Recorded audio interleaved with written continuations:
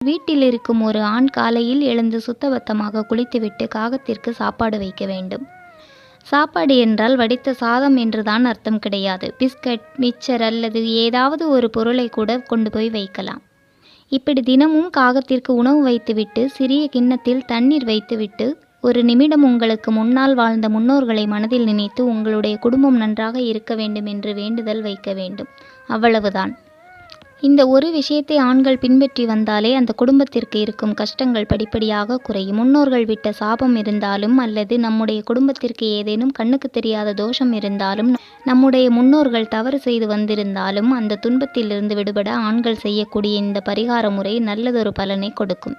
ஏன் இதை பெண்கள் கூட செய்யக்கூடாதா என்று சிலர் கேட்கலாம். பெண்கள் இதை செய்தால் தவறு கிடையாது. இருப்பினும் ஆண்கள் இதை செய்வது இரட்டிப்பு பலனை தரும். பெண்கள் தினமும் வீட்டில் விளக்கு ஏற்ற வேண்டும். விளக்கை ஏற்றிவிட்டு வீட்டில் இருக்கும்